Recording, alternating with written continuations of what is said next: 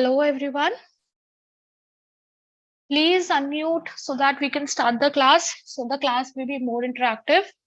Can you please unmute yourself? Hi Sham, how are you? Fine, ma'am. Okay. तो कल की class में हमने AOC 4 के बारे में जाना था कि AOC 4 की लेट फीस क्या होगी, कैसे आप डेट कैलकुलेट करोगे, क्या क्या डॉक्यूमेंट्स लगते हैं, है ना? ये सब Yes. हमने AOC 4 के बारे में पढ़ा था। हमने डायरेक्टर्स रिपोर्ट बनाना भी पढ़ा था, राइट? Yes. रिमेंबर, मैंने डायरेक्टर्स रिपोर्ट बनाना सिखाया था। अब ये देखो, मैं आपको बता रही हूँ, ये ना मेरा डायरेक्टर रिपोर्ट का वर्ड फाइल, ठीक है? और मेरे पास ये फाइनेंशियल स्टेटमेंट जो बैलेंस शीट के थ्रू में काम करती थी वो, और MGT9, ये तीनों वर्ड फाइल्स मैं आपके सामने, जिससे आप लोगों को टेंशन ना हो आगे, मैं आप लोगों के सामने ही अपलोड कर रही हूँ आपके उसमें कोर्स में, ठीक है? Yes. जिससे कि अगर आपको इसकी हेल्प चाहिए हो तो आप वहां से डाउनलोड कर लीजिएगा। Okay, Yes. ये देखो, ये आ गई क्लास। देखो, ये आ गई AOC 4 की क्लास, ठीक है? Yes. ये कल वाली क्लास है थ्योरी रिकॉर्डिंग, ठीक है? जो आज की रिकॉर्डिंग है वो यहाँ पे स्टार्ट होगी, filling of form AOC 4 practical, ठीक है? अब यहाँ पे मैं एक और क्लास डाल रही हूँ। एक सेकेंड, मेरे को इसको फाइल में कन्वर्ट करना पड़ेगा। मैं इसको इसको इन सबको, ये मैंने किया कंप्रेस टू जिप फाइल, ये हो गया, ठीक है? अब मैं इसे यहाँ पे अटैच कर देती हूँ जिससे कि आप लोगों को दिक्कत ना हो। डन। आप Yes. यहाँ से डाउनलोड कर लेना अपने नोट्स, क्योंकि मैं एक एक इंसान को नोट्स भेजना मेरे लिए पॉसिबिलिटी नहीं है। ये हो गया, ठीक है? ये प्रोसेस हो रहा है, यहाँ पे सेव हो जाएगा तो यहाँ पे आपके नोट्स चल जाएंगे। ये मैंने डाल दिए और ये मैंने सेव कर लिया। देखो, यहाँ पे आप क्लिक करोगे तो डाउनलोड हो जाएगी जिप फाइल, ठीक है?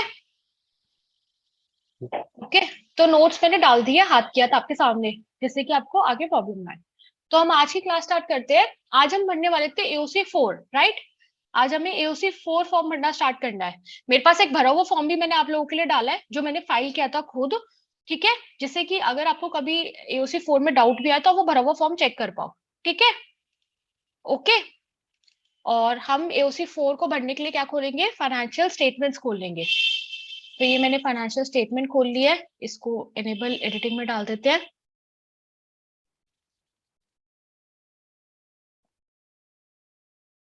ठीक है, अब हम भरना स्टार्ट करते हैं। सबसे पहले तो मैंने क्या कहा था, ये फिगर्स आपकी थाउजेंड्स में है ना? तो हम सबसे पहले क्या करेंगे, इन सारे फिगर्स को कन्वर्ट करेंगे थाउजेंड्स में, राइट? जिससे, क्योंकि हमारे को उसके अंदर तो पूरी पूरी वैल्यू डालनी पड़ेगी ना, तो सबसे पहले हमारा काम है इसको थाउजेंड्स में कन्वर्ट करना।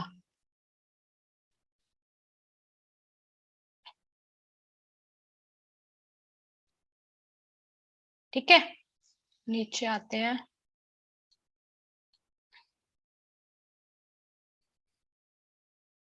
इसको मैं यहाँ पे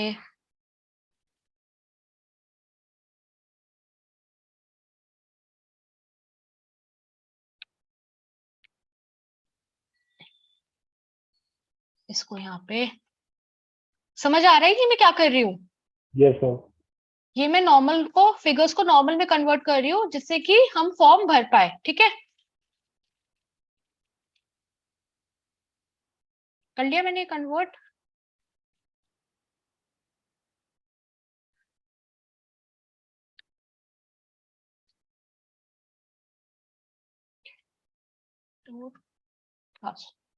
हो गया ना? ये पुराने साल का है, इसकी जरूरत नहीं है, तो हम इसे क्या कर देते हैं, हाइड, ठीक है? अब इन सबको और थाउजेंड में कन्वर्ट करना है।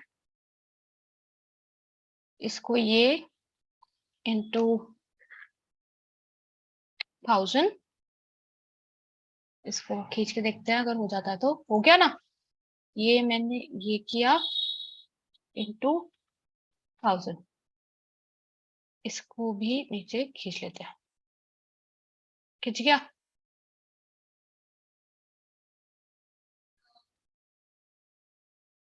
भाई सारी फिगर्स हो गई ना कन्वर्ट?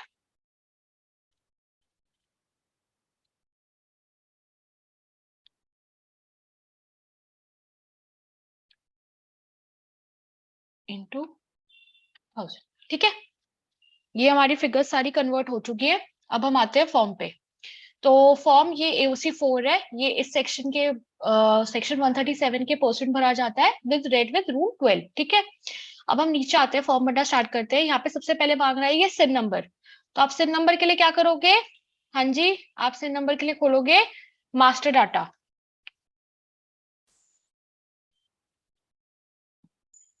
ठीक है। तो कंपनी का नाम क्या है? कंपनी का नाम है MLS रिटेल्स प्राइवेट लिमिटेड। तो ये हो गया MLS रिटेल्स प्राइवेट लिमिटेड। ये मैंने इसको क्लिक किया, ये मैंने इसका मास्टर डाटा खोल लिया, ठीक है। ये मास्टर डाटा हो गया। ये मैंने यहाँ से इसका सिन कॉपी करा, यहाँ पे मैंने इसका सिन पेस्ट किया, इसको प्रीफिल किया। इसके प्रीफिल होने का वेट करते हैं। ये होता है MCA के साइड पे, देखो ये नॉट रिस्पॉन्डिंग में ही चला जाता है आधे टाइम तो।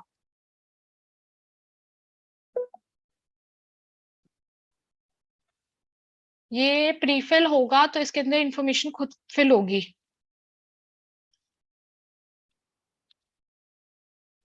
Why is it not working?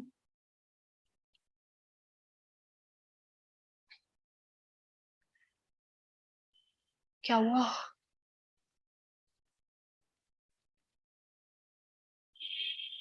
एक और बार ये इसको क्लोज करते हैं, एक और बार भरना ट्राई करते हैं।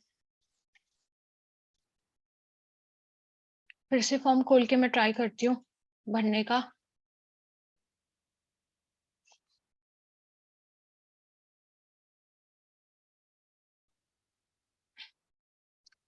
देखो यहाँ पे ये हमने सिन पेस्ट किया और इसे प्रीफिल किया।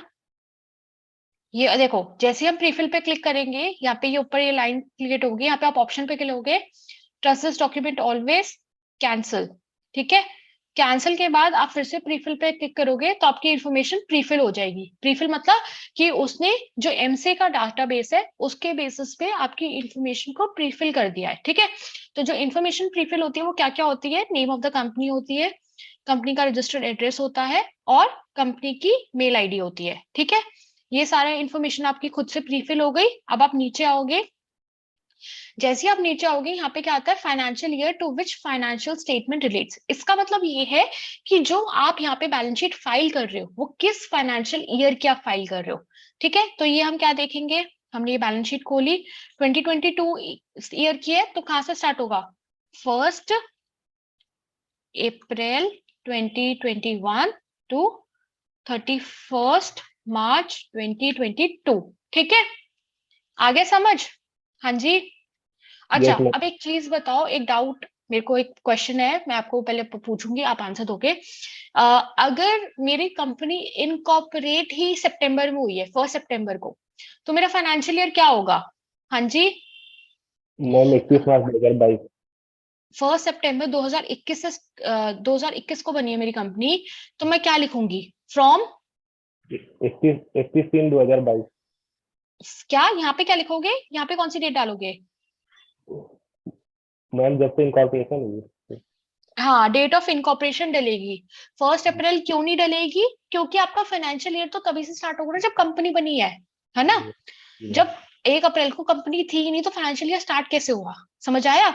तो आप क्या लिखोगे यहाँ से? फाइनेंशियल ईयर डेट को 1 सितंबर 2021 टू 31 मार्च, अगर आपकी इनकॉर्पोरेशन लेट हुई है तो, ठीक है। नहीं तो आप नॉर्मल फाइनेंशियल ईयर लिखोगे। समझ आ गया? जी मैम। ठीक है। अब आगे बढ़ते हैं। Date of board of directors meeting in which financial statements are approved. इसका मतलब ये है कि फाइनेंशियल स्टेटमेंट किस बोर्ड ऑफ डायरेक्टर की मीटिंग में अप्रूव हुए हैं। इसका मतलब ये है, जब हम लास्ट क्लास में, अगर आपको याद हो तो हमने लास्ट पॉइंट ये डिस्कस किया था, मैंने क्या कहा था कि जो डेट ऑफ साइनिंग है, चाहे फाइनेंशियल स्टेटमेंट हो चाहे डायरेक्टर रिपोर्ट हो, इन सब में सेव रखना। क्यों रखना? क्योंकि हम ये मानते हैं कि हमने उस दिन बोर्ड मीटिंग हेल्ड करी है और हमने उस दिन वो डॉक्यूमेंट साइन करा है ना। तो इसका मतलब ये वही वाली बोर्ड मीटिंग की डेट मांग रहा है जिस दिन हमने डॉक्यूमेंट साइन करा है। तो ये हमें कहाँ से मिलेगी? ये हमें मिलेगी जिस दिन डॉक्यूमेंट साइन हुआ है, मतलब जो साइन बैलेंस शीट है उसकी डेट हम उठाएंगे। आया समझ? Yes, तुम मैम। साइन बैलेंस शीट मैं आपको दिखाती हूँ, मेरे पास एक फिल्ड फॉर्म भी है ना इसका, तो मैं दिखाती हूँ, देखो जैसे मैंने ये वाली बैलेंस शीट लगाई थी, सेम बैलेंस शीट है, साइंड है मेरे पास कॉपीज की। देखो हम नीचे आए, नीचे आए, नीचे आए, नीचे आए, ये आ गई बैलेंस शीट आपकी, ये आ गई sign balance sheet. Date of signing क्या है, सितंबर 2 2022। तो यहाँ पे क्या आएगा, 2 सितंबर 2022। आया समझ? जी हाँ मैम। जी, ठीक है। फिर आता है nature of financial statement. Hi Jyoti, how are you after a long time? Yes, ma'am. I'm fine. How are you? I am also fine. So let's move. Nature of financial statement. Nature of financial statements का मतलब क्या होता है, देखो यहाँ पे 3-4 options है। Nature of financial statement है प्रोविजनल अनअडॉप्टेड फाइनेंशियल स्टेटमेंट। इसका मतलब ये होता है कि जैसे आपने 30 सितंबर को एजीएम करी, ठीक है, एजीएम में आप फाइनेंशियल स्टेटमेंट लेके गए, किनके पास, मेंबर्स के पास, ठीक है, सारे शेयर होल्डर्स के पास। शेयर होल्डर्स ने कहा जी नहीं, हमारे हिसाब से ये ऑडिट ढंग से नहीं हुआ, फिर से ऑडिट करवाओ, हम ये अप्रूव नहीं करते। तो फिर हम क्या करेंगे, अब ऑडिट फिर से कराएंगे तो 30 दिन में तो ऑडिट होगा नहीं, तो 30 अक्टूबर तक तो आप फाइल नहीं कर पाओगे OC4, आपकी तो फिर लेट फी लगने लग जाएगी। तो हम क्या करते हैं, हम प्रोविजनल अनअडॉप्टेड फाइनेंशियल स्टेटमेंट फाइल करते हैं, मतलब हम पुरानी वाली फाइनेंशियल स्टेटमेंट फाइल कर देंगे प्रोविजनल बेसिस पे कि जी ये प्रोविजनल है, पर अभी फिर से ऑडिट होगा तो हम अडॉप्टेड करेंगे। आया समझ? हाँ जी, Yes, ma'am. आया, ठीक है। Yes, तो वो होता है प्रोविजनल अनअडॉप्टेड फाइनेंशियल स्टेटमेंट्स, ठीक है। अडॉप्टेड क्या होती है, अडॉप्टेड मतलब कि हम फाइनेंशियल स्टेटमेंट मेंबर्स के पास लेके गए, उन्हें वो समझ आ गई, उन्होंने अप्रूव कर दी, अब हम फाइल करें, मतलब सब कुछ काम हो चुका है, वो होता है अडॉप्टेड फाइनेंशियल स्टेटमेंट, ठीक है। फिर होता है revise financial statement under section 132। Revise financial statement under section 132, इसके अंदर 2 सेक्शन है, 131 और 132। एक सेक्शन कहता है कि आपने वॉलंटरी रिवाइज करी, मतलब हमने, कंपनी ने वॉलंटरी रिवाइज करी। वॉलंटरी रिवाइज का मतलब क्या होता है कि हमने फाइनेंशियल स्टेटमेंट फाइल कर दी थी 30 अक्टूबर को, 30 नवंबर को हमारे दिमाग से हमारे को एक चीज आई कि हमसे गलती हो गई, फाइल करते हुए हमने फिगर्स गलत डाल दी, जो कि बहुत इंपॉर्टेंट फिगर्स है, समझ रहे हो, या तो हमने लोन नहीं दिखाया, हमसे कोई बहुत बड़ी गलती हो गई। तो हम क्या करते हैं, हम एप्लीकेशन लगाते हैं एनसीएलटी के पास कि आप हमें पावर दो जिससे कि हम अपनी वॉलंटरी रिवाइज करें, हम अपनी गलती को खुद सुधार सके, ठीक है। तो एक होता है वॉलंटरी रिविजन, एक होता है रिविजन अंडर द ऑर्डर। इसका मतलब क्या होता है कि आपकी बैलेंस शीट किसी मतलब केस के चक्कर में एनसीएलटी या फिर किसी भी कोर्ट के पास गई, उस कोर्ट को गलती नजर आई, उस कोर्ट ने कहा अब आप फिर से फाइल करो OC4, आपने गलत फाइल किया है, तो वो होता है कि हमने रिवाइज फाइनेंशियल स्टेटमेंट फाइल कर रहे हैं but on the order of the court. आगे समझ? हाँ जी, yes मैम। ठीक है। तो अभी हम फाइल कर रहे हैं अडॉप्टेड, ठीक है। Whether provisional statements file earlier, क्या आपने प्रोविजनल फाइल करी है, नहीं, नॉट एप्लीकेबल।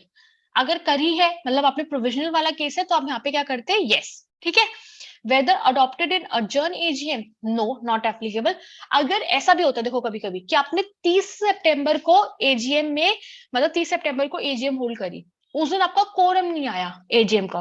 कोरम का मतलब क्या होता है कि मिनिमम नंबर ऑफ मेंबर्स जितने आपको चाहिए होते हैं एक मीटिंग को हेल्ड करने के लिए, वो प्रेजेंट नहीं थे, कम मेंबर्स थे, आपका कोरम प्रेजेंट नहीं था, तो आपने क्या किया, आपने AGM को फिर से रीशेड्यूल किया, 30 की जगह 1 अक्टूबर को किया, तो वो adjourn AGM होगी, और आपने adjourn AGM में अपने फाइनेंशियल स्टेटमेंट्स को अडॉप्ट करवाया क्योंकि तभी मेंबर्स आए थे, तो ये क्या हो जाएगा कि हमने adjourn AGM अडॉप्ट करे है। आया समझ? Yes guys, Yes. ठीक है। तो यहाँ पे आ गया ये नॉट एप्लीकेबल। अब आता है details of director, manager, secretary, CFO who have sign the financial statement, जिन बंदों ने फाइनेंशियल स्टेटमेंट साइन करी है। तो अब हम वापस, मैम 30 सितंबर तो लास्ट डेट है ना, तो एडजर्न एजीएम में हम लोग थोड़ा लेट से भी दिखा सकते हैं, 7 दिन बाद। देखो देखो, हाँ हाँ, देखो सुनो, 30 सितंबर इज अ डेट की उन्होंने कहा है कि आपको एजीएम हेल्ड करनी है, एक बार लॉ में लिखा हुआ है आपको एक बार एजीएम हेल्ड करनी है। तो 30 सितंबर को हमने तो भाई एजीएम बुलाई थी ना, अब कोरम नहीं आया तो हमारी गलती थोड़ी ना है, ठीक है ना। फिर आप अर्जेंट चाहे 1 हफ्ते बाद भी कर दो, आपकी लेट फी या फिर कुछ भी पेनल्टी नहीं अट्रैक्ट होगी, क्योंकि आपने अपनी तरफ से प्रोविजन को कंप्लाई करने की कोशिश करी थी। आया समझ? It's like the good faith always prevail, मतलब जो लॉ होता है ना वो गुड फेथ देखता है कि जो कंपनी का था वो गुड फेथ था या नहीं। कंपनी का तो गुड फेथ था ना, कंपनी तो कंप्लाई करने की कोशिश करती तभी एजीएम रखी थी।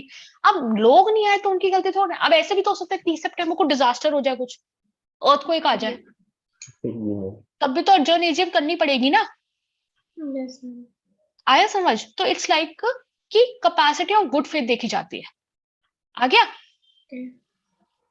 तो अब देखो यहाँ पे हमारे को क्या करना है, यहाँ पे हमें डायरेक्टर्स की डिटेल्स डालनी है जिन्होंने साइन करे। तो 2 डायरेक्टर्स हैं, इन दोनों ने साइन करी होगी, तो हम क्या करेंगे, यहाँ से ये डिन कॉपी करा हमने, यहाँ पे ये डिन डाला, यहाँ पे date of financial statement signing, signing की डेट क्या थी 2 सितंबर, तो हम यहाँ पे क्या डालेंगे 02/09/2022। ठीक है, अब हम दूसरे की उठाते हैं, 02/09/2022। ठीक है, ये हमने इसको किया और इसको हमने किया प्रीफिल ऑल। तो जैसे हमने प्रीफिल किया, इन दोनों का नाम खुद आ गया, यहाँ पे डेजिग्नेशन हम खुद चेक कर लेंगे, डायरेक्टर डायरेक्टर दोनों डायरेक्टर है। एजीएम की डेट पे 30 सितंबर आएगी या 7 डेज बाद की आएगी? कौन सी, जो नीचे वाली आएगी? हाँ, जैसे डेट ऑफ हाँ वो एजीएम। मैं बताऊंगी, टेंशन ना लो, जैसे से हम नीचे आएंगे थोड़ा धीरे धीरे हौले हौले चले। ठीक है, फिर आता है date of board of directors meeting in which board report referred under section 134 of was approved. इसका मतलब जो हमने डायरेक्टर्स रिपोर्ट मैंने कल आपको बनानी सिखाई थी, वो किस दिन अप्रूव हुई है, मतलब वही किस दिन अप्रूव मतलब किस दिन साइन हुई है।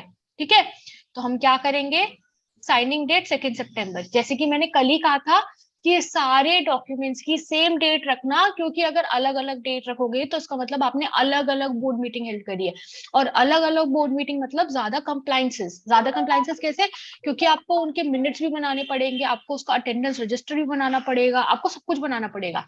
तो बेटर क्या है कि एक डेट उठाओ, उसी दिन सबको साइन करवा लो। ठीक है, या फिर उसी दिन सबकी साइनिंग डेट डाल दो। आगे समझ? तो यहाँ पे वही सेम इंफॉर्मेशन आ जाएगी, डाल दिया। अब सेम वही दोनों बंदों ने साइन करी होगी ऑब्वियसली बोर्ड रिपोर्ट पे, क्योंकि 2 ही बंदे हैं। अगर देखो 5-6 बंदे होते हैं ना, तो आपको डॉक्यूमेंट्स बार बार चेक करने पड़ेंगे, क्योंकि ऐसा हो सकता है कि किन्हीं दो ने फाइनेंशियल स्टेटमेंट साइन करे हो, किन्हीं दो ने डायरेक्टर्स रिपोर्ट साइन करो, पर जहाँ पे है ही 2 डायरेक्टर, तो भाई वही साइन करेंगे ना, है ना? तो यही वही सेम जो हमने पहले किया था, इसको हमने किया प्रीफिल ऑल, यहाँ पे डाला डायरेक्टर, यहाँ पे डाला डायरेक्टर। ठीक है, अब हम वापस से नीचे आएंगे, date of signing of reports on financial statement by the auditors. अब ये कौन सी रिपोर्ट की बात कर रहा है, ये बात कर रहा है ऑडिटर्स रिपोर्ट की। तो ऑडिटर्स रिपोर्ट की आप चेक करोगे कि ऑडिटर्स ने किस दिन साइन करे हैं। अब ऑडिटर्स ने भी 2 सितंबर को ही साइन करे हैं। ठीक है, बट ये आपको चेक करना पड़ेगा, क्योंकि ये डिफरेंट डेट हो सकती है, क्योंकि वो उन्होंने कब साइन करे वो उनके ऊपर है। ठीक है, तो यहाँ पे हमने डाल दी date of report signing by the auditor. Now whether AGM held, तो हमने लिखा यस। ठीक है, if yes then date of AGM. तो अब मेरे को ज्योति ने क्या पूछा था कि मैम यहाँ पे अर्जन एजीएम आएगी या फिर एजीएम की डेट आएगी, राइट? Yes ma'am. ज्योति आपको क्या लगता है, क्या कौन सी आएगी? मैम 30 सितंबर ही आएगी, क्योंकि वो तो कंटिन्यूएशन है ना, मतलब जो अर्जेंट हाँ मीटिंग राइट, 30 सितंबर ही आएगी, कॉन्टिन्यूएशन की बात नहीं है। अगर उसे अर्जन एजीएम की डेट पूछनी होती ना, तो वो यहाँ पे क्लियर लिखता, if yes date of AGM और अर्जन एजीएम। समझ आ रहा है? देखो एक ना बहुत बड़ी कहावत है, जब मैं लॉ पढ़ती थी ना अपनी पढ़ाई टाइम पे, तो मैंने दीपक गजरानी से पढ़ा है, वो एक चीज कहते थे, या तो लॉ बहुत क्लियर होगा अगर उसे चाहिए इन्फॉर्मेशन, अगर कहीं लॉ साइलेंट है ना तो अपना दिमाग मत लगाओ। ओके। ठीक है, तो यहाँ पे लॉ साइलेंट है, यहाँ लॉ ने कहीं अर्जन एजीएम नहीं बोला, तो हम अपना लेमन लैंग्वेज पढ़ेंगे। अगर एक नॉर्मल इंसान पढ़ता तो वो सोचता डेट ऑफ एजीएम, तो डेट ऑफ एजीएम तो 30 सितंबर थी। आगे समझ? ठीक है, अगर उसको 7 डेज ही होता है ना, 7 डेज तक ही हम लोग मतलब उसको डिले। हाँ 7 डेज तक आप डिले कर सकते हो, 7 डेज तक आप अर्जर्न कर सकते हो। अगर आप 7 डेज के बाद अर्जर्न नहीं करते, 7 डेज के अंदर अर्जर्न नहीं मीटिंग करते, तो आपकी वो मीटिंग वहीं खत्म हो जाती है, फिर आपको दूसरी मीटिंग फिर से कॉल अप करनी पड़ती है एज अ फ्रेश मीटिंग। तब तो फिर पेनल्टी अट्रैक्ट होगा ना। हाँ फिर पेनल्टी अट्रैक्ट होगा। ठीक है, आगे समझ? ठीक है, ड्यू डेट ऑफ एजीएम वही 30 सितंबर, कल बताया था मैंने। Whether any extension for financial year और एजीएम ग्रांटेड, नो।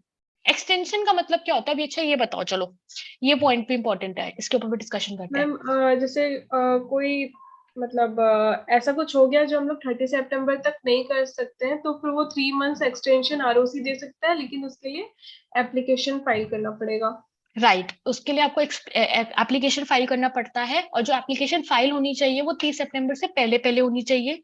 मतलब कि जिस दिन लास्ट डेट ऑफ एजीएम है उससे पहले पहले आपको एक्सटेंशन के लिए एप्लीकेशन फाइल करनी पड़ती है। एप्लीकेशन फाइल होती है JNL 1 में, ठीक है। तो आपको उसके अंदर एप्लीकेशन फाइल करनी होती है, तो आपका आरओसी का ऑर्डर आता है कि आपने एक्सटेंशन ग्रांट कर रहा है, और फिर वो आरओसी का ऑर्डर इसमें लगेगा, और यहाँ पे आप लिखोगे यस कि extension of AGM was granted. आगे समझ? अच्छा, वन मोर क्वेश्चन। जैसे कि आप देख रहे थे कोविड टाइम्स में ऐसा हो रहा था कि एजीएम की डेट ही बढ़ा दी गई थी। मतलब क्या होता था, 30 सितंबर की लास्ट डेट होती थी, पर एमसी की तरफ से कोई नोटिस आता था या एमसी की तरफ से कोई सर्कुलर आता था और कहते कि एजीएम आप 30 दिसंबर तक कर सकते हो। तो ये एक तरीके से एक्सटेंशन हुई है। लॉ में तो 30 सितंबर ही है, तो क्या हम उसे एक्सटेंशन मानेंगे या नहीं मानेंगे? No ma'am. क्या हम फिर यहाँ पे यस लिखते या नहीं लिखते? No ma'am. क्यों नहीं Yes. लिखते? एक्सटेंशन ही तो है, ड्यू डेट ऑफ क्योंकि वो एजीएम तो एक्सटेंशन तो सभी के लिए है ना, मतलब और ये वाला तो कंपनी ने मांगा है कि मतलब हमको 3 मंथ्स का टाइम पर चाहिए। है तो एक्सटेंशन ही ना यार। अगर हाँ ड्यू डेट है। ऑफ एजीएम पकड़े तो ड्यू डेट ऑफ एजीएम तो 30 सितंबर ही थी ना लॉ के हिसाब से। तो फिर लेकिन मैम हमने कोई एप्लीकेशन नहीं फाइल की ना। हाँ जी, मैम हमने कोई एप्लीकेशन नहीं फाइल अच्छा की ना। चलो एक चीज बताओ, ये 30 सितंबर 2022 है, ठीक है। अब ये मानो मैं यहाँ पे जस्ट मैं आपके हिसाब से यहाँ पे मैं लिख रही हूँ 31 दिसंबर 2022, ठीक है। ड्यू डेट ऑफ एजीएम तो 30 सितंबर थी, राइट। तो ये हो गया, और आप ये कह रहे हो कि यहाँ पे ये नो ऐसे लिखोगे, ये दिख रहा है बैठता हुआ? नहीं मैम। मैम दोनों 31/12 होगा, क्यों 31/12 क्यों होगा? क्योंकि आरओसी ने मतलब एक्सटेंड किया ना, तो उसके हिसाब से इस साल का ड्यू डेट मतलब 31/12 तक होगा, अगर मतलब 31/12 तक अगर एक्सटेंड करता है तो। अच्छा, हाँ तो ये बिल्कुल परफेक्ट है। बट एक चीज बताओ, नहीं नहीं नहीं नहीं नहीं, अभी एक चीज और घुमाने वाली है उसके अंदर बात, वो भी डिस्कस करते हैं। तो आप ये कह रहे हो कि आरओसी ने ड्यू डेट बढ़ाई है, तो उसका मतलब आरओसी ने लॉ चेंज कर दिया? नहीं मैम। नहीं, लॉ चेंज नहीं किया। तो लॉ में तो ड्यू डेट 30 सितंबर ही है। अब तो लॉ पढ़ोगे ना। कुछ एक्सेप्शंस भी लिखा ही होगा ना इस टाइप का, जैसे ऐसा कुछ आ गया, मतलब जैसा कोविड था, वो एक इमरजेंसी केस आ गया था, उस टाइप का कुछ तो एक्सेप्शंस होगा ना इस चीज को लेके। हाँ देखो, ये वैसे आंसर्स का बिल्कुल सही है, ठीक है। आप दोनों में 31 दिसंबर लिखते, ठीक है, क्योंकि ड्यू डेट ऑटोमेटिकली बढ़ गई है बाय द लॉ, ठीक है, बाय दिस नोटिस और सर्कुलर, ठीक है। अब आप ये कहोगे कि वो नोटिस और सर्कुलर जो आता है ना, वो मॉडिफाई करने के लिए नहीं आता, वो उसको मॉडिफाई नहीं कर रहा होता दूसरे वाले को। वो क्या कर रहा होता है, वो दूसरे वाले को सपोर्ट कर रहा होता है। समझ आ रहा है? दो तीन तरीके के सर्कुलर आते हैं। एक सर्कुलर आता है कि वो लॉ को ही मॉडिफाई कर देता है, जिसके अंदर लॉ में ही डेट चेंज हो गई, लॉ में ही 31 दिसंबर हो गई। समझ आ गया? एक आता है सर्कुलर जिसके अंदर हम ये मानते हैं कि वैसे तो प्राइमरीली लॉ ही पढ़ा जाएगा, बट इस एक्सेप्शन कंडीशन में हम इसको ध्यान रखेंगे, सर्कुलर को ध्यान रखेंगे। आया समझ? Yes ma'am. ठीक है, तो फिर उस केस में दोनों में 31 दिसंबर आता। ओके, अब हम चलते हैं नीचे। इधर तक समझ आ गया? 7th पॉइंट तक सबको? यस। ठीक है, अब आते हैं नीचे। Whether the company is a subsidiary company as defined under clause 87 of section 2, तो उन्होंने कहा कि ये इसका मतलब क्या है कि ये सब्सिडरी के बारे में पूछ रहा है या ये पूछ रहा है कि कंपनी सब्सिडरी है? कंपनी सब्सिडरी है। Company subsidy. हाँ, तो इसका मतलब ये है कि वो ये पूछ रहा है कि जिस कंपनी की इंफॉर्मेशन आप फाइल कर रहे हो, एमएलएस रिटेल की जो इंफॉर्मेशन आप फाइल कर रहे हो, क्या वो कंपनी किसी कंपनी की सब्सिडरी है या नहीं। ठीक है, तो नो। अगर है तो आप क्या करोगे, आप यहाँ पे यस क्लिक करोगे और उसकी होल्डिंग कंपनी का सिंध लिखोगे, और यहाँ पे नेम आएगा प्रीफिल होके, और यहाँ पे आप क्लॉज सेलेक्ट करोगे। दो तरह के क्लॉज होते हैं सब्सिडरी के। एक होता है कि आपने शेयर कैपिटल 50% से ज्यादा होल्ड कर रखी है। एक होता है कि बोर्ड ऑफ डायरेक्टर का सब्सटैंशियल इंटरेस्ट है दूसरी कंपनी में, कि मतलब जो पावर है उसके डिसीजन लेने की, वो होल्डिंग कंपनी के बोर्ड ऑफ डायरेक्टर के पास है। समझ लो, बाय एन एग्रीमेंट या फिर किसी भी चीज के लिए। तो इन दो क्लॉज के हिसाब से कौन सी क्लॉज के हिसाब से वो सब्सिडरी, आपको वो सिलेक्ट करना पड़ेगा। ठीक है, आ गया समझ? ठीक है, एनी डाउट? आगे बढ़ो।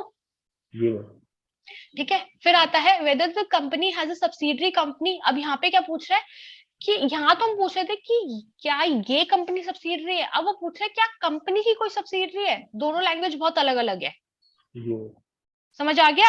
यस ठीक है, तो अगर कोई सब्सिडरी है कंपनी की तो आप यहाँ पे यस सेलेक्ट करोगे, यहाँ पे नंबर डालोगे और यहाँ पे प्रीफिल करोगे फिर। ठीक है, ये देखो Yes. जैसे ये 2 होगा तो यहाँ पे आप इंफॉर्मेशन डालोगे 2 की, देखो 2 कॉलम खुल गए ना। ठीक है, तो 2 की इंफॉर्मेशन डालोगे। ओके, अब आते हैं यहाँ पे number of auditors. Number of auditor 1, एक ऑडिटर है इस कंपनी का। किसी किसी में 2 ऑडिटर अपॉइंट होते हैं, ज्वाइंट ऑडिटर होते हैं कि जी हम 2 से ऑडिट करवाएंगे, ठीक है ना। तो आप यहाँ पे 2 लिखोगे, पर यहाँ पे एक ही है तो यहाँ पे हमने डाल दिया 1।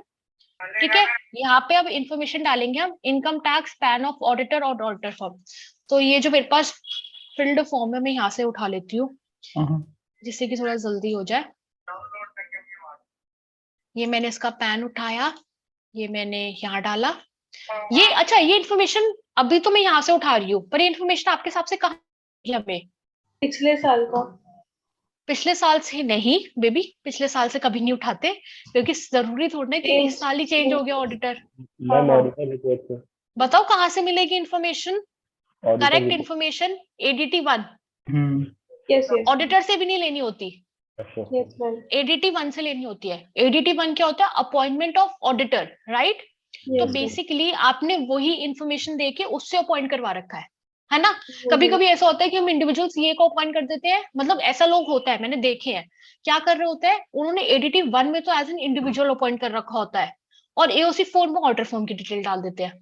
है तो दोनों सेम, मतलब जैसे प्रोप्राइटरशिप है, मैं यशी गोयल हूँ, मैं CS यशी गोयल हूँ, मेरी फर्म का नाम यशी एंड एसोसिएट्स है, मैं appoint as a CS Yashi Goyal हो रखी हूँ, पर मेरी फर्म की डिटेल्स आ रखी है। दोनों होगी तो अलग अलग चीज ना, एंटिटी तो दोनों अलग अलग होगी ना। तो करेक्ट इन्फॉर्मेशन के लिए आप क्या चेक करोगे? Form ADT 1। ठीक है, समझ आया? अच्छा, और ये SRN किसका होता है? ये उसी ADT 1 का होता है जिसका, हाँ, जिस बेसिस पे आपने इनको अपॉइंट करा है। ठीक है, हो गया। यहाँ पे ये नेम ऑफ मेंबर आ गया और यहाँ पे नीचे आएगा मेंबरशिप नंबर। तो मेंबरशिप नंबर, ठीक है। Now whether schedule 3 of the companies act, yes. अब यहाँ पे देखो नीचे बहुत सारी टाइप की कंपनी है, कमर्शियल एंड इंडस्ट्रियल कंपनी है, बैंकिंग कंपनी है, इंश्योरेंस कंपनी है, पावर कंपनी है, जो सी भी कंपनी आप उससे लेकर लोगे। हमारी कमर्शियल है, मतलब बेसिकली सिर्फ बिजनेस करती है, ठीक है, तो हमने कमर्शियल में डाल दिया। आगे समझ?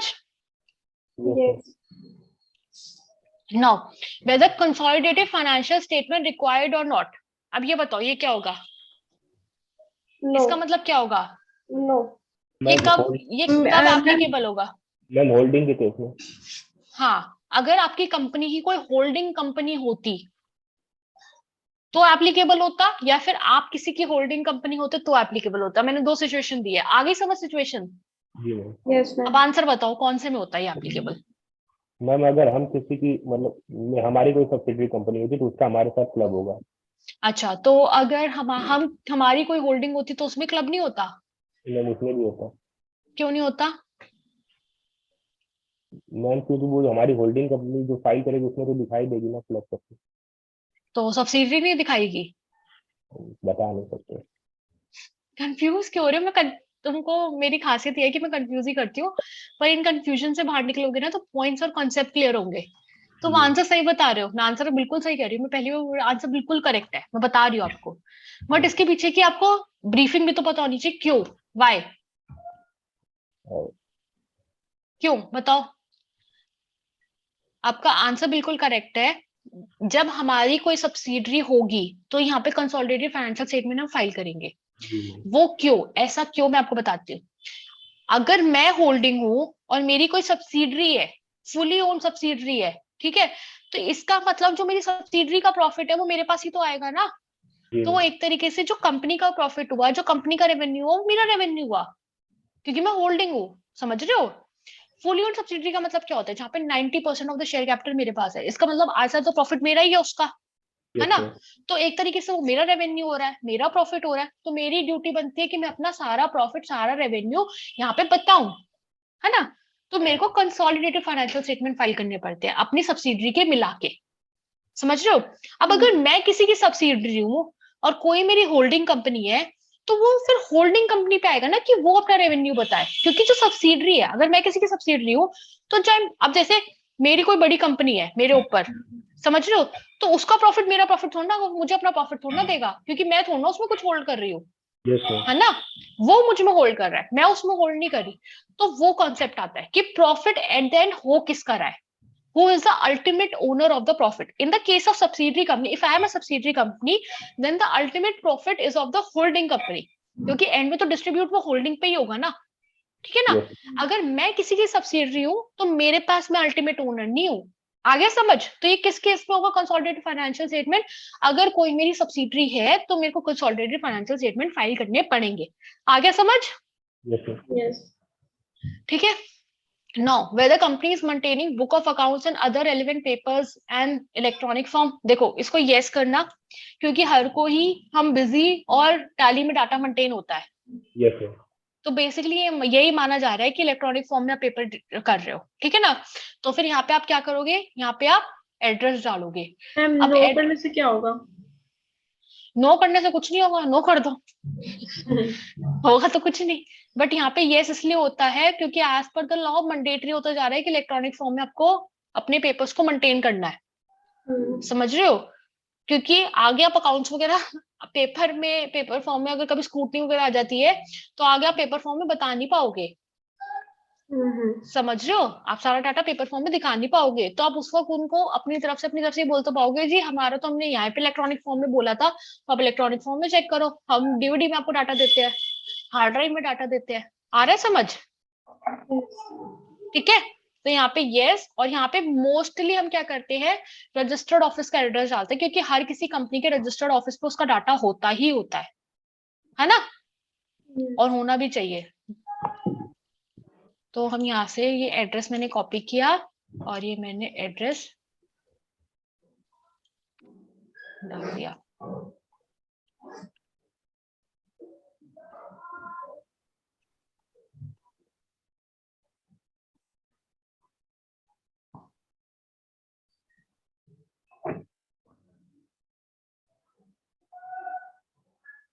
कौन सी दिल्ली है, नॉर्थ ईस्ट दिल्ली, तो ये आ गई नॉर्थ ईस्ट दिल्ली 09170115143 यहाँ पे आप नंबर डाल दो किसी भी डायरेक्टर का, ठीक है। Now particular service provider if any, अगर आपको डालना है तो यहाँ पे डाल दो। ये तब होता है जब आप क्लाउड पे बुक मेंटेन करते हो, ठीक है, मतलब अपने डाटा सर्विस के वेब पे, गूगल पे डाल रखी है, तो आप यहाँ पे सर्विस प्रोवाइडर का नाम देते हो। अदरवाइज टैली बिजी में अगर आप मेंटेन कर रहे हो तो यहाँ पे सर्विस प्रोवाइडर का नाम देने की जरूरत नहीं है, आगे समझ, Yes, ठीक है। अब हम आ जाते हैं नीचे, अब आ जाते हैं बैलेंस शीट। देखो बैलेंस शीट आ गई, अब हम बैलेंस शीट भरना स्टार्ट करेंगे। तो यहाँ पे ये लास्ट ईयर की मैंने डाल दी कि ईयर एंडिंग है 31 मार्च 2021, तो हम यहाँ पे बैलेंस शीट खोल लेते हैं। ये मैंने बैलेंस शीट खोल रखी है, ठीक है।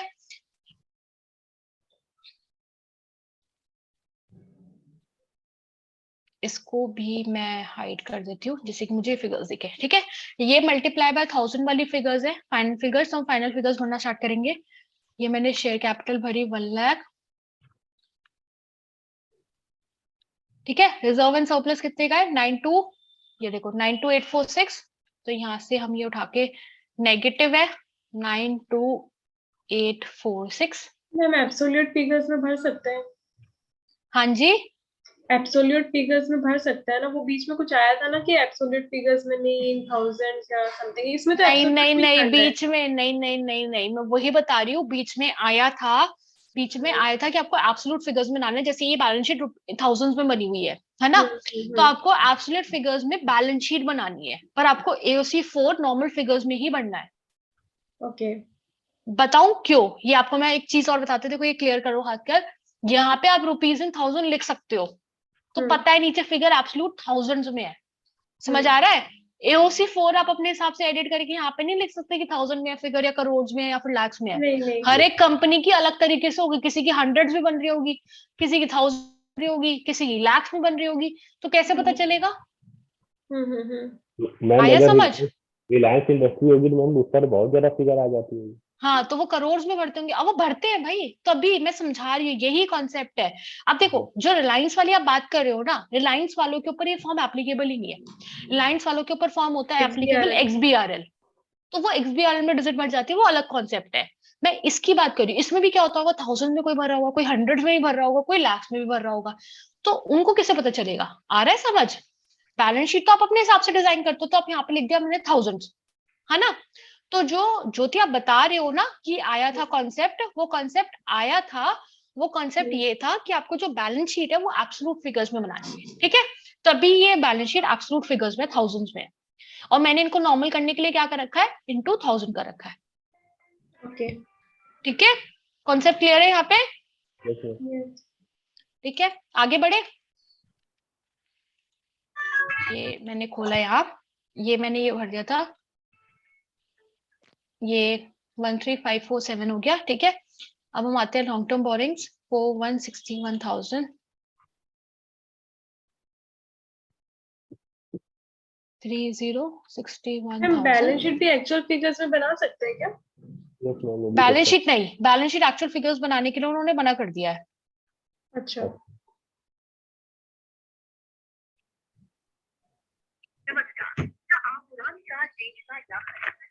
ये ट्रेड पेबल्स पे हम गए,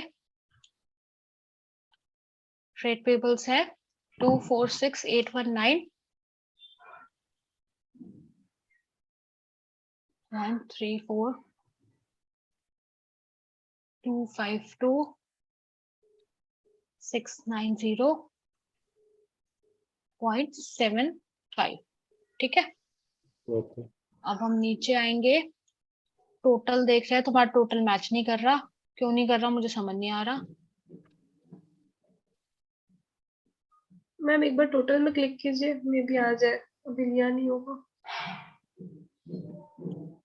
नहीं कर रहा, इस तरफ का टोटल मैच नहीं कर रहा, पता नहीं क्यों। Let ma'am us check once again, मैंने कुछ गड़बड़ी भरी होगी पक्का। 4160 ये रहा ना, देखो 4161,000 था, वही कहूँ ना, आगे ना मैच हो गया ना टोटल, यस।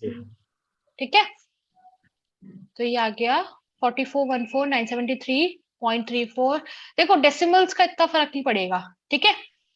डेसिमल्स में ऊपर नीचे हो सकता है, डेसिमल में बस ये देख लेना कि असेट और बैलेंस शीट मैच कर जाए। मैं तो बताओ क्या करती हूँ, मैं डेसिमल डालती ही नहीं हूँ, मैं तो राउंड ऑफ मार देती हूँ। ये जो ये होता है ना, ये देखो ये, इसको मैं 20 कर दूंगी, मैं डेसिमल में फिगर्स ही नहीं रखती, मैम इनकम इसको टैक्स मैं में भी डेसिमल में नहीं 9 जाता, 1 रख देती हूँ, है। इनकम टैक्स में भी डेसिमल में नहीं लेता है। हाँ, तो इस बेटर है कि आप इसको डेसिमल से हटा के आप इसको नॉर्मल में कर दो, इतना आप राउंड ऑफ कर सकते हो, ठीक है। तो ये मैंने राउंड ऑफ करके, ये मेरा मैच हो गया। अब हम असेट साइड भरेंगे।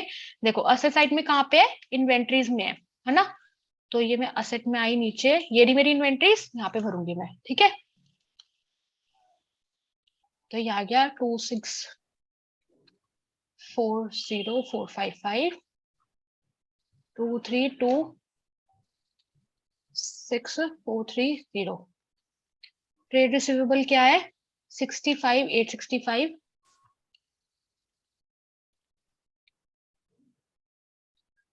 57,027। कैश एंड कैश इक्विवेलेंस क्या है आपके, 1127,272, 1127,272, 890,745, ठीक है। अब ये आ गए आपके short term loan and advances, क्या है 581,382, सॉरी ये 2, और ये है 125,942। मैच कर गया, देखो बिल्कुल एग्जैक्ट मैच करा है ना। अब इसको यहाँ पे ये 0 आ गया, ये 0 मैच कर गया आपकी बैलेंस शीट, ठीक है। कि आपने बैलेंस शीट भर दी। अब हम नीचे चलेंगे, अब डिटेल्ड बैलेंस शीट। अब यहाँ पे कुछ कुछ अमाउंट बैलेंस शीट का डिटेल में मांगते हैं, ठीक है। तो यहाँ पे क्या बोला है, डिटेल।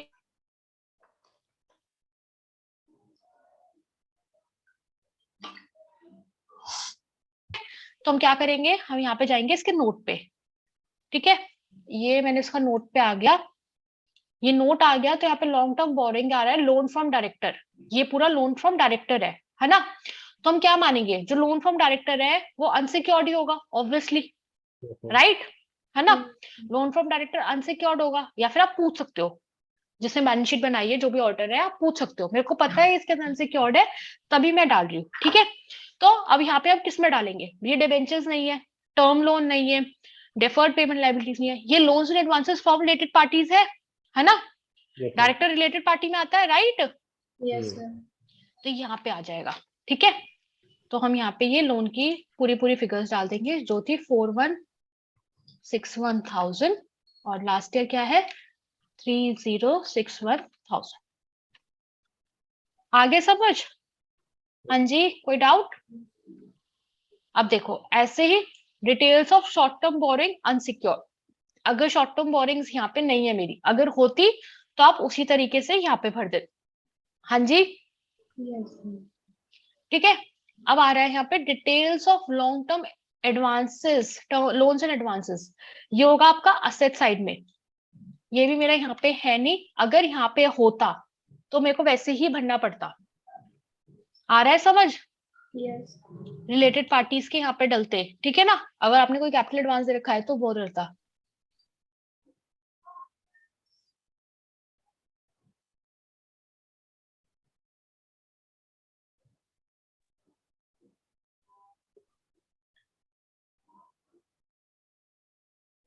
वो वापस लॉन्ग टर्म लोन एडवांसेस का मतलब क्या होता है, कंपनी ने किसी को लोन दिया, है ना, तो कंपनी ने लोन दे रखा है, दे तो अनसिक्योर्ड लोन दे रखा है, कोई कोलेटरल सिक्योरिटी हमने नहीं ली, बट ऐसा हो सकता है ना कि मेरे डायरेक्टर को दिया हो, जैसे कि एक प्राइवेट कंपनी है, मेरी कंपनी है एबीसी प्राइवेट लिमिटेड, मैंने लोन ले लिया कंपनी से, मैंने कोलेटरल सिक्योरिटी तो लिखवाई नहीं होगी क्योंकि मेरी कंपनी है ना, पर कंपनी को पता है यार ये तो डायरेक्टर ही है तो पैसे दे ही देगा, तो इसको हम किस में डालेंगे, अनसिक्योर्ड कंसिडर्ड गुड में, ठीक है। डाउटफुल क्या होता है, मैंने किसी अपने दोस्त को दिया था, मुझे पहले लग रहा था दे देगा बट अब मुझे लग रहा है नहीं देगा, तो वो क्या आएगा, डाउटफुल में आ जाएगा, आ रहा है समझ, हाँ जी, यस सर। ठीक है। कैपिटल एडवांसेस क्या है? कैपिटल एडवांसेस एक तरीके से ये होती है कि आपने एक बड़ा लोन दिया है, ओके। अब बिग अमाउंट ऑफ लोन दिया, या फिर आपने कोई असेट दे दी अपनी यूज करने के लिए, ओके। समझ आ रही है, जैसे मशीन थी कोई, आपकी फैक्ट्री थी, आपने उसको यूज करने के लिए दे दी, ठीक है, तो उसका मतलब होता है कैपिटल एडवांसेस। सिक्योरिटी डिपॉजिट का मतलब होता है कि आप, उसने किसी और से लोन दिया बट सिक्योरिटी आपने रखी है, आया समझ, ठीक है। अब नीचे चलते हैं, अब आता है details of trade receivable, trade receivable हमारे में है, तो ये हम क्या करेंगे, हम वापस अपने उस पे जाएंगे, ये आगे कंसिडर्ड गुड, ठीक है। अब ये trade receivable secured considered good है या अनसिक्योर्ड कंसिडर्ड गुड है, अब ये कैसे पता चलेगा, ये आपको उस इंसान से पूछना पड़ेगा जिसने ये बैलेंस शीट बनाई है, ठीक है। ये बैलेंस शीट में पहले भर के फाइल कर चुकी हूँ, तो मैंने उसको पूछा था, तो ये था अनसिक्योर्ड कंसिडर्ड गुड, वैसे इनको यहाँ पे ऐसे लिखना चाहिए था, ठीक है, बट आप स्टिल कंफर्म करके भरे, उल्टा ना भरे, ठीक है।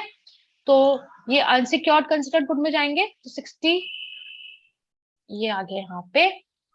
अच्छा, अब ये एक चीज और बताओ, exceeding 6 month, with in 6 month, ये कैसे पता चलेगा, हाँ जी, मैम अलग से मेंशन होता है बेनिफिट, इसका अलग से डेटा सीए बना के देते हैं, पर अगर नहीं बना के देना, मतलब कोई कोई कहते हैं कि हमें नहीं पता, कैसे पता चलेगा, बिल्कुल छोटे छोटे अमाउंट में दे रखा है ना, तो हम हमेशा इसको एक्सीडिंग 6 मंथ में डालते हैं, बताओ क्यों। ये देखो, ये एक जनरल कॉन्सेप्ट है, बेसिक कॉन्सेप्ट समझाती हूँ।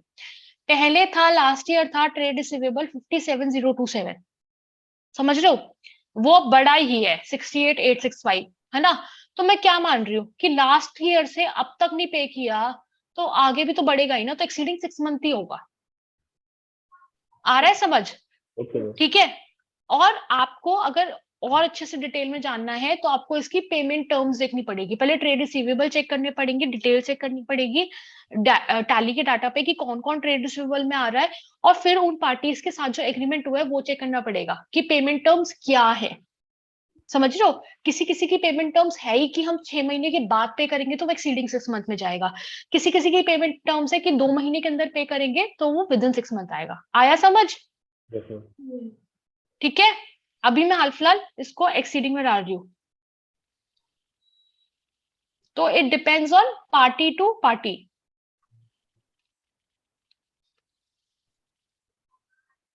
ठीक है, हम और नीचे आते हैं। मैम एक क्वेश्चन था, हाँ ये जी।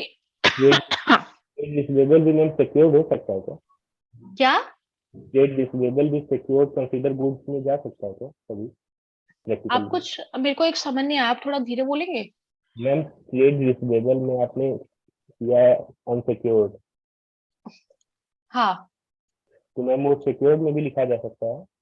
वो सिक्योर्ड में भी लिखा जा सकता है, ऑब्वियसली लिखा जा सकता है, बट आपको पूछना पड़ेगा।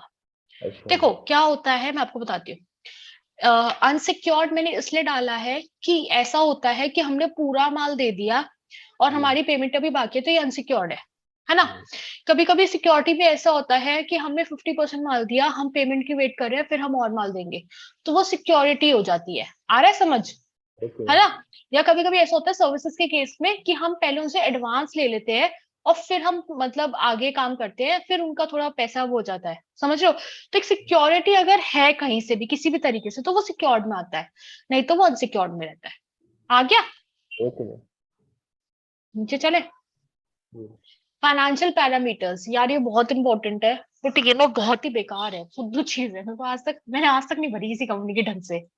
बहुत ही फुद्दू चीज है ये, बट ठीक है मैं वो पढ़ा देती हूँ जल्दी जल्दी, पर इसको रीड करवा देते हैं।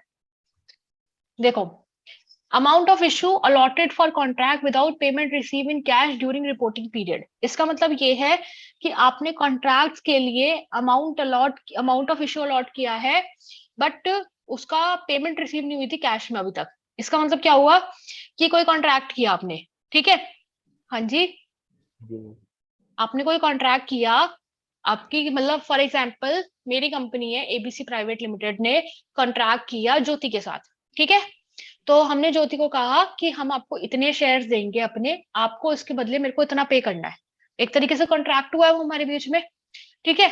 मैंने इशू के लिए अलग से अमाउंट निकाल के भी रख दिया कि मेरे को ये इशू करने हैं, पर मेरे को पेमेंट रिसीव नहीं हुई, तो मैं यहाँ पे डालूंगी अमाउंट, ठीक है।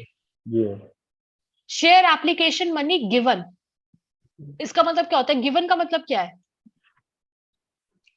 इसका मतलब ये है कि मेरी कंपनी, मैं जिसके लिए मैं फाइल कर रही हूँ एमएलएस रिटेल्स प्राइवेट लिमिटेड, किसी और कंपनी में शेयर्स लेने जा रही थी, तो हमने शेयर एप्लीकेशन मनी दे दिया है, पर अब मेरे को शेयर अलॉट नहीं हुए, तो हम यहाँ पे लिखेंगे शेयर एप्लीकेशन मनी गिवन। ये तब है जब कंपनी किसी और कंपनी के शेयर्स ले रही है, समझ रहे हो, जी ठीक है। Now share application money given during the reporting period, ऐसा भी हो सकता है कि पिछले साल का शेयर एप्लीकेशन मनी हो, अभी तक अलॉटमेंट नहीं हुई हो, ठीक है। और ऐसा भी हो सकता है कि ड्यूरिंग द रिपोर्टिंग पीरियड है, तो उसने कहा यहाँ पे टोटल अमाउंट देना है और यहाँ पे रिपोर्टिंग पीरियड के दौरान वाला देना है, ठीक है। फिर आता है share application money received. Received मतलब कि हम किसी को शेयर अपने अलॉट कर रहे हैं और उन्होंने हमारे को शेयर एप्लीकेशन मनी दे रखा है रिलेटिंग टू द शेयर जो हम उन्हें अलॉट करने हैं। आया समझ? तो यहाँ पे आएगा जो हमारे को रिसीव हुआ है शेयर एप्लीकेशन मनी, ठीक है। Now share application money received and due for refund, ये किस केसेस में होता है? ये उन केसेस में होता है जो ओवर सब्सक्राइब्ड हो जाते हैं ना, हमने देखा है ना, तो प्रो राटा बेसिस पे होता है। जब आप कभी आईपीओ लगाते हो तो आपको ऐसा होता है ना कि आपने आईपीओ लगा दिया, आपने पैसे दे दिए, 15,000 रुपए आपके कट जाते हैं, फ्रीज हो जाते हैं अकाउंट में। अगर आपको मिल जाते हैं शेयर तो वो आपके कट जाते हैं, अगर नहीं मिलते तो वो रिफंड हो जाते हैं, है ना। ऐसा होता है ना। बट ऐसा होता है जिस दिन अलॉट होता है शेयर और जिस दिन रिफंड होता है उसके अंदर 2-3 दिन का गैप होता है।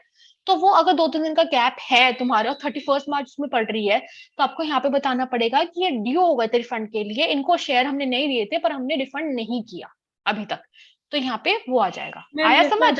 अदानी ने जैसे एफपीओ कैंसिल किया, हाँ, तो उसने पैसे ले रखे होंगे, है ना, एंकर इन्वेस्टर्स के, जिन्होंने पहले इन्वेस्ट किया होगा, प्री मनी जिन्होंने कैलकुलेट किया होगा, तो उनका उसको ड्यू फॉर रिफंड है, तो वो यहाँ पे शो होगा।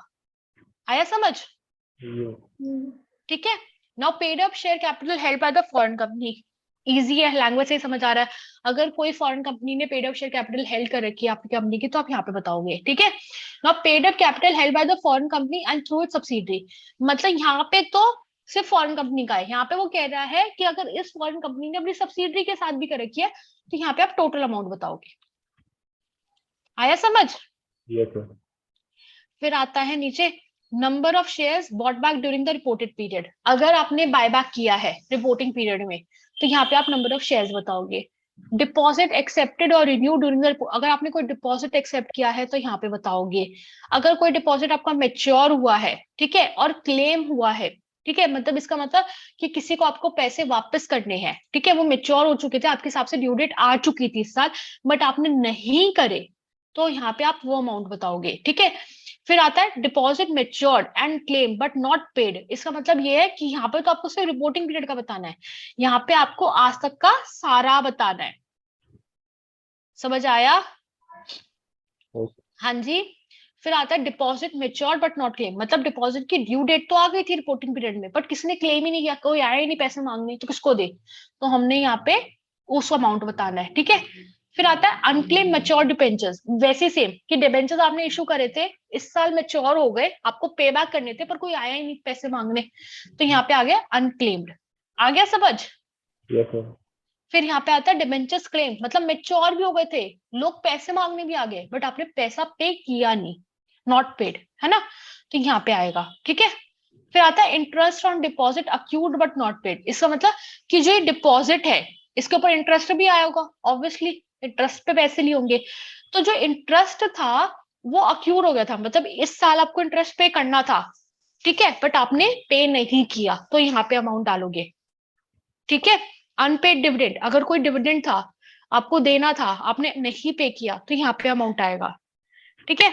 फिर आता है नीचे इन्वेस्टमेंट इन सब्सिडरी कंपनी, अगर कोई सब्सिडरी कंपनी में इन्वेस्टमेंट है, ठीक है, तो यहाँ पे आएगा। अगर आप कोई इन्वेस्टमेंट कर रहे हो सब्सिडी कंपनी में, अगर कोई आप इन्वेस्टमेंट कैपिटल कंपनी में कर, गवर्नमेंट कंपनी में कर रहे हो, तो यहाँ पे आएगा।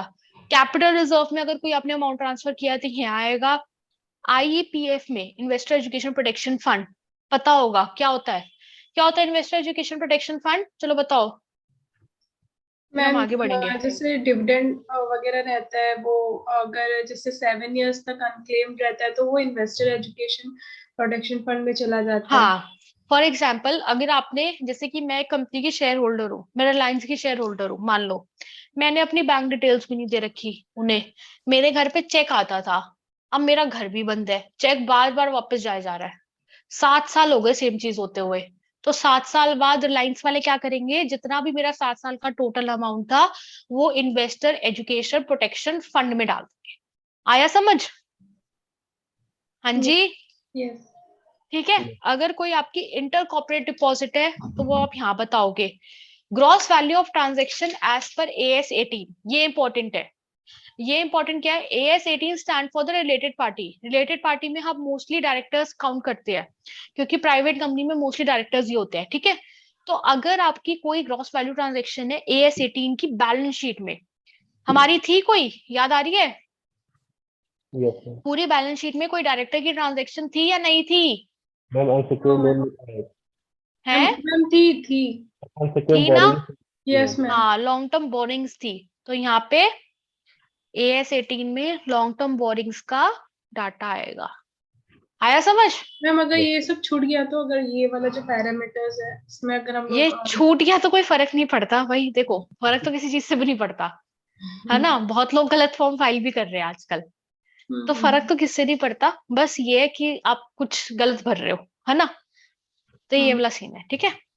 Now capital subsidies and grant received from government authorities, इसका मतलब कि अगर कोई भी ग्रांट रिसीव्ड हुई है गवर्नमेंट अथॉरिटी से, किसी भी गवर्नमेंट अथॉरिटी ने आपको पैसा दिया है, फंडिंग करी है, तो आप यहाँ पे उस फंडिंग की डिटेल्स होगी, ठीक है। Calls unpaid by the directors, इसका मतलब डायरेक्टर्स ने शेयर होल्ड कर रखे हैं, हमने कॉल मंगाई, कॉल क्या होता है, पहला होता है एप्लीकेशन मनी, फिर होता है अलॉटमेंट मनी, फिर होती है कॉल 1 कॉल 2, है ना, पता होगा ना इतना तो। यस। तो हमने कॉल मंगाई, उन्होंने पे ही नहीं करी, तो यहाँ पे आएगा। अगर call unpaid by the others, कोई और भी शेयर होल्डर होंगे, सो डायरेक्टर डायरेक्टर नहीं है भाई, और भी शेयर होल्डर है, उन्होंने भी पे नहीं करी, तो यहाँ पे आएगा, ठीक है। अगर कोई फोरफीट हुआ है शेयर, तो यहाँ पे आएगी डिटेल। अगर कोई फोरफीट शेयर को हमने री इशू कर दिया, मतलब पहले हमने किसी से फोरफीट किया उसे कि भाई तुमने पैसे पे नहीं करे, हम तुम्हारे शेयर वापस ले रहे हैं, और फिर हमने उन शेयर्स को री इशू कर दिया किसी को, ठीक है, कि इससे हमने लेके मैंने किसी और को दे दिया, तो यहाँ पे इंफॉर्मेशन आएगी, ठीक है। यस। फिर आता है अरे यार कितने सारे हैं, borrowing from foreign institutional agency. अगर आप फॉरेन इंस्टीट्यूशनल एजेंसी से आपने कोई पैसा खरीदा तो यहाँ आएगा। फॉरेन कंपनी से कोई पैसा लिया है तो यहाँ आएगा। इंटर कॉर्पोरेट बोरिंग्स, मतलब एक कंपनी ने दूसरी कंपनी को बोरो पैसे दिए या फिर आपने पैसे लिए तो यहाँ पे आएगी अगर सिक्योर है। अगर अनसिक्योर है तो यहाँ आएगी। कमर्शियल पेपर में इन्वेस्ट किया तो यहाँ आएगा। अगर कन्वर्जन है वारंट्स का, आपने मतलब इस साल वारंट्स कन्वर्ट हो रहे थे इक्विटी शेयर में तो यहाँ आएंगे। ठीक है, अगर कन्वर्ट हो रहे थे वारंट प्रेफरेंस शेयर में तो यहाँ आएंगे। अगर कन्वर्ट हो रहे थे वारंट डिबेंचर्स में तो यहाँ आएंगे। ठीक है, फिर वारंट्स इशू, यहाँ पे तो वो वारंट्स है जो ऑलरेडी इशू हो रखे थे बट इस साल कन्वर्जन ड्यू था।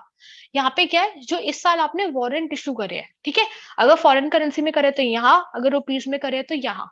ठीक है, फिर यहाँ पे details default in payment of short term borings, अगर आपने पेमेंट शॉर्ट टर्म बोरिंग की पेमेंट या फिर उसके इंटरेस्ट देने में डिफॉल्ट करा तो यहाँ पे लॉन्ग टर्म का आ गया। ठीक है, हाँ जी, यस ये भी परेशान हो गई।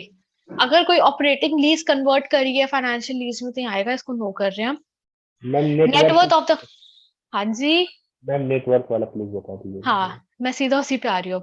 नेटवर्थ ऑफ द कंपनी क्या होती है, total of share capital and reserves and surplus. ठीक है, तो हम यहाँ पे वो लगा देते हैं फॉर्मूला। अरे भाई क्या हो रहा है, F2 प्लस दिस 7154।